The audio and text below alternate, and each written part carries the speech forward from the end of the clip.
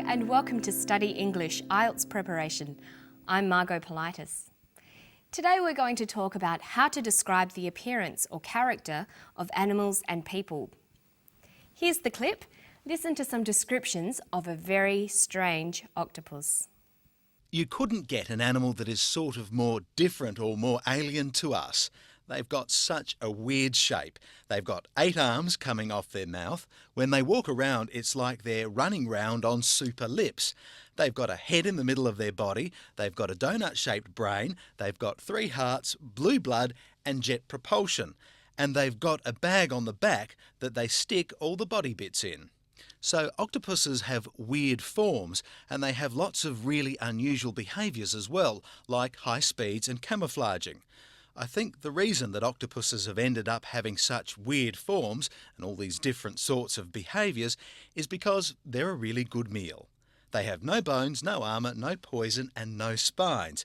They're popular prey, so they have to be very fast and clever at squeezing through tiny holes and really good at hiding from animals that want to eat them. So having to get away from their predators in the sea has made them evolve into amazing creatures. So they certainly are very strange creatures. Let's begin today by talking about how we order descriptions. When you write something down, you will have already thought about what you want to say. The next step is to decide how you want to structure your description. Today's description of an octopus starts with an interesting statement telling us how strange and unusual the octopus is compared to humans. This is to attract the attention of the reader or the listener. Let's listen. You couldn't get an animal that is sort of more different or more alien to us. They've got such a weird shape. Then the description focuses on the appearance of octopuses, the way they look. They have a weird shape. Which of the octopus's characteristics is described next?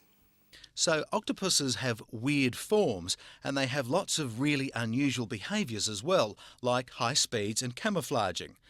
He talks about the behaviours of the octopus. So he begins by talking about the way an octopus looks, and then he talks about its behaviours, the way it acts. There are many other headings we could use to organise a description of something. For example, if you want to describe a person, you might think about their age, height, hair, eyes, face, skin, or other features. For example, how would you describe this person? She has brown hair and brown eyes. Her face is long and narrow. Her skin is tanned. We could also say that she is of average height and has a slim build. You might even want to guess how tall she is. In Australia, we use centimetres to measure height, but many people still use feet and inches to describe height. So we might say she is 5 feet 6 inches or 167 centimetres tall. Have a look at these pictures. Which person has brown hair, blue eyes, a round face and freckles? Well, they both do. Which person is a teenager with long, straight hair and big eyes? Which person is middle-aged with frizzy hair and glasses? You can see that the same person can be described in different ways, depending on what you want to focus on. The more vocabulary you know, the better your descriptions will be. Now, listen for another way of describing a person or animal. They've got a head in the middle of their body, they've got a donut-shaped brain, they've got 3 hearts, blue blood and jet propulsion. The octopus has a donut-shaped brain. There's not many people you could say that about.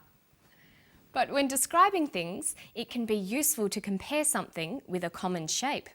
So a person might have an oval-shaped face, almond-shaped eyes and a pear-shaped body, like this. But what if you don't want to describe the way a person looks? You might want to describe someone's personality or character. Let's hear more about the octopus. They're popular prey, so they have to be very fast and clever at squeezing through tiny holes and really good at hiding from animals that want to eat them. So having to get away from their predators in the sea has made them evolve into amazing creatures.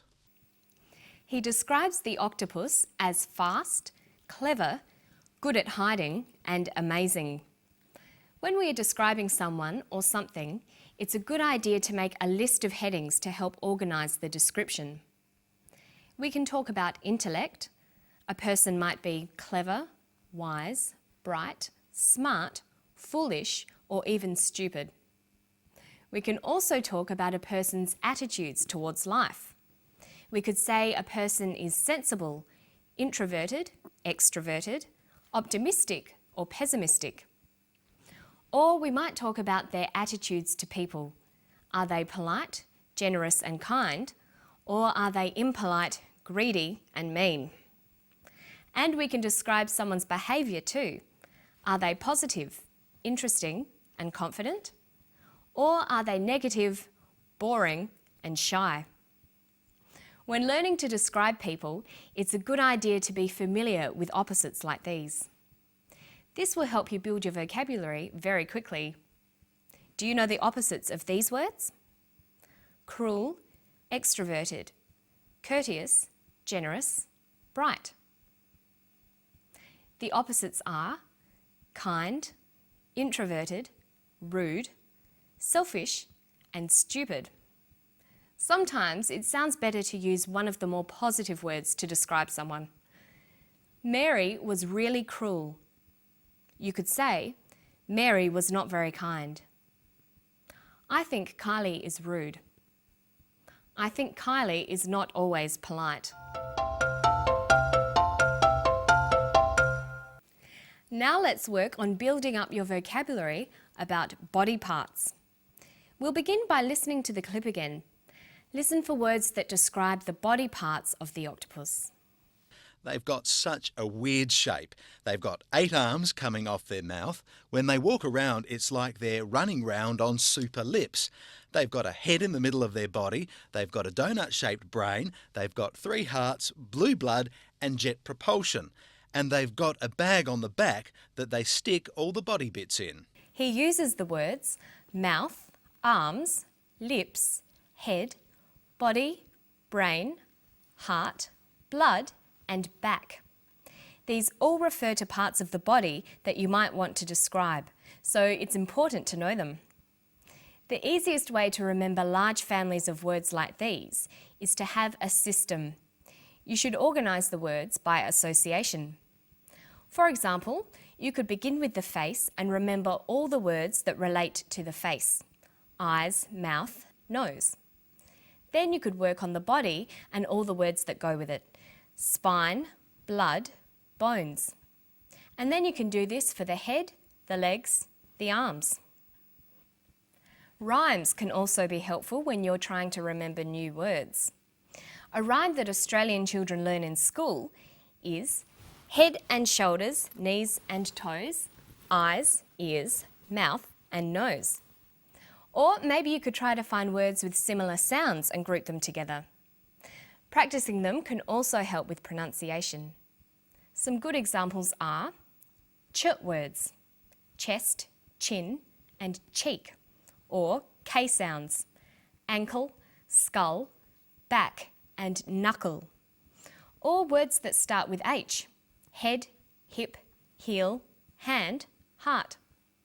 In this way, you'll be able to practice body parts and pronunciation at the same time. And make sure you learn the more unusual body parts as well. And that's all for today. Don't forget to practice all the things we've learned today, and I'll see you next time. Bye-bye.